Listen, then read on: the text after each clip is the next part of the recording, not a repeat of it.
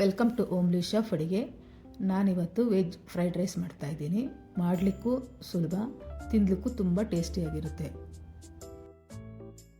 Veg fried rice ಮಾಡಲು ಏನೇನು ಬೇಕು ನೋಡ್ಕೊಂಡು ಬರೋಣ ಬನ್ನಿ.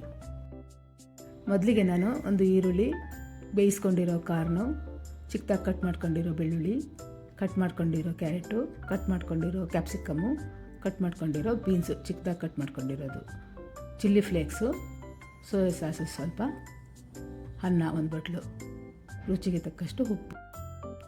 ಮೊದಲಿಗೆ ಒಂದು ಬಾಣಲೆಗೆ 3ರಿಂದ 4 ಸ್ಪೂನು ಎಣ್ಣೆ ಹಾಕ್ಕೊಳ್ಳೋಣ.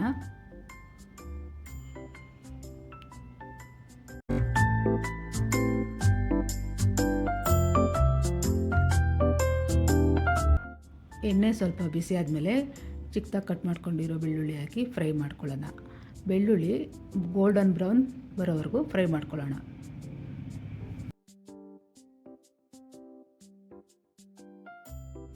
ಇವಾಗ ಕಟ್ ಮಾಡ್ಕೊಂಡಿರೋ ಈರುಳ್ಳಿ ಹಾಕಿ ಫ್ರೈ ಮಾಡ್ಕೊಳ್ಳೋಣ.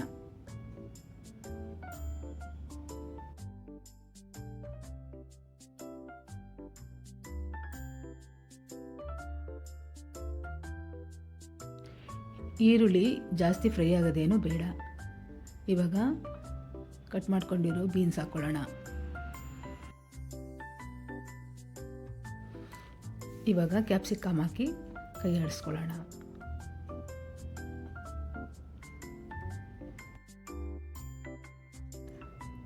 ವೆಜ್ ಫ್ರೈಡ್ ರೈಸು ಮಾಡಲಿಕ್ಕೂ ತುಂಬ ಈಸಿ, ಮಕ್ಕಳಿಗಂತೂ ಲಂಚ್ ಬಾಕ್ಸ್ಗೆ ತುಂಬ ಇಷ್ಟ ಆಗುತ್ತೆ.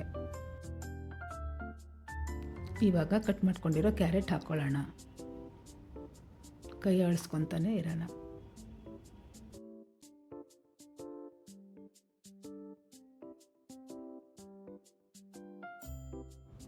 ಇವಾಗ ರುಚಿಗೆ ತಕ್ಕಷ್ಟು ಉಪ್ಪು ಹಾಕ್ಕೊಳ್ಳೋಣ.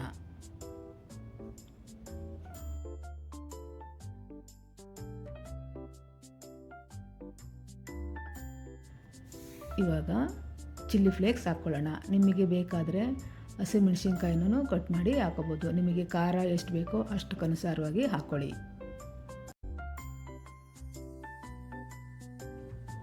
ತರಕಾರಿಗಳು ಫುಲ್ ಫ್ರೈ ಆಗೋದು ಬೇಡ, ಒಂದು 50% ಬೆಂದರೆ ಸಾಕು. ಇವಾಗ ಬೇಯಿಸ್ಕೊಂಡಿರೋ ಕಾರ್ನ ಹಾಕಿ ಕೈ ಆಡಿಸ್ಕೊಳ್ಳೋಣ. ನಾನು ಕಾರ್ನಿಗೆ ಸ್ವಲ್ಪ ಉಪ್ಪು ಹಾಕಿ ಬೇಯಿಸ್ಕೊಂಡಿದ್ದೆ, ನೀವು ಉಪ್ಪು ನೋಡಿಕೊಂಡು ಹಾಕ್ಕೊಳ್ಳಿ.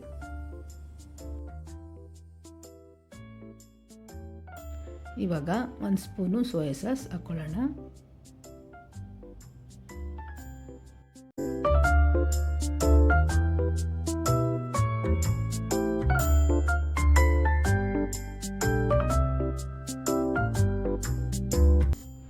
ಲಾಸ್ಟಲ್ಲಿ 1 ಸ್ಪೂನು ಟೊಮೊಟೊ ಸಾಸ್ ಹಾಕಿ ಚೆನ್ನಾಗಿ ಕೈ ಆಡಿಸ್ಕೊಳ್ಳಿ.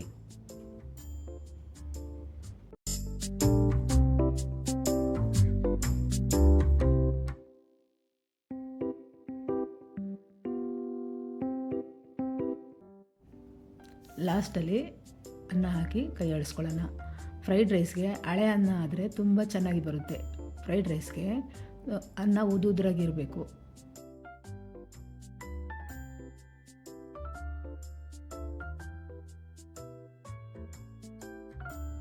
ಅನ್ನನ ಚೆನ್ನಾಗಿ ತಿರುಗಿಸ್ಕೊಳ್ಳಿ, ಕೈ ಆಡಿಸ್ಕೊಳ್ಳಿ ಚೆನ್ನಾಗಿ.